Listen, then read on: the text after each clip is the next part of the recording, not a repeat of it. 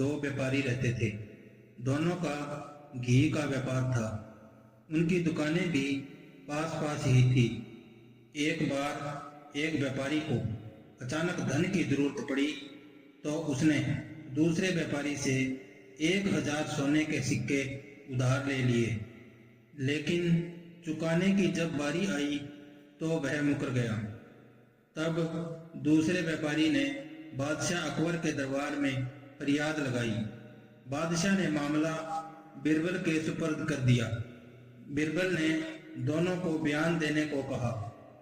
पहला व्यापारी बोला, इसने मुझसे 1000 सोने के सिक्के उधार लिए थे, लेकिन अब चुकाने से इनकार कर रहा है। दूसरा व्यापारी बोला, नहीं, यह सब झूठ है, यह मुझसे जलता है, इसलिए झूठे मुकदमे में फंसाना चाहता है। तब बिरबल ने कहा कि दोनों 10 दिन बाद दरबार में फिर से हाजिर हों। अब बिरबल ने सेवक को आदेश दिया कि 10 ऐसे कनस्तर लेकर आए जिन सभी में 20-20 सेर घी भरा हो। फिर उसने उन कनस्तरों में से 2 में सोने का एक सिक्का डाल दिया। इसके बाद उसने शहर भर के घी विक्रेताओं को बुलावा भेजा। वे दोनों व्यापारी भी आए। बिरबल ने दोनों को एक कनस्तर देते हुए कहा कि इसमें 20 सेर घी भरा है, इसे घर ले जाओ और परीक्षण करके बताओ कि घी कैसा है और इसकी क्या कीमत होनी चाहिए। बिरबल ने जानबूझकर वही 2 कनस्तर उन दोनों व्यापारियों को दिए जिसमें उसने सोने का सिक्का डाला था। व्यापारी घी का कनस्तर लेकर अपने अपने घर लौट गए। फिर कई किस्म के परीक्षण करने के बाद घी की कीमत तय करी। दोनों को कनस्तर में पड़ा सोने का सिक्का मिला। पहला व्यापारी क्योंकि ईमानदार था, सो उसने वह सोने का सिक्का लौटाने का फैसला किया, लेकिन बेईमान दूसरे व्यापारी ने वह सिक्का अपने पुत्र को दे दिया।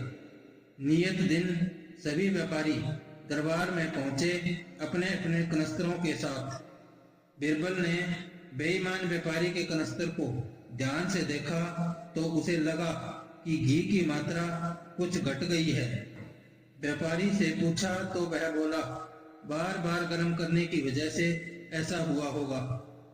यदि ऐसा है तो मुझे दूसरे अन्य कनस्तर भी देखने होंगे। कहता हुआ बिरबल भीतर चला गया और सेवक से कहा, इस व्यापारी के घर जाओ और उसके पुत्र से कहो कि सोने का वह सिक्का लेकर यहाँ आए जो इसके पिता ने घी के कनस्तर से निकाल कर दिया था।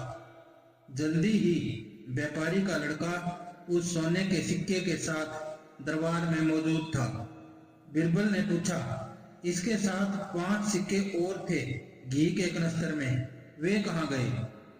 नहीं, हमें तो कनस्तर में बस यही एक सिक्का मिला था, लड़के ने जवाब दिया। यह सुनकर बिरबल ने उस बेईमान व्यापारी से कहा, जब तुम सोने के एक सिक्के के लिए मुझसे दगा कर सकते हो तो 1000 सिक्कों के लिए तो तुम्हारी नीयत निश्चित ही डोल गई होगी। तुम्हें अपनी सफाई में कुछ कहना है? बेईमान व्यापारी के पास अपराध स्वीकार कर लेने के अलावा कोई चारा न था। वह बिरबल के पैरों में गिरकर क्षमा मांगने लगा। उसने व्यापारी से लिए 1000 सोने के सिक्के तथा कनस्तर से निकाला एक सिक्का वापस कर दिया।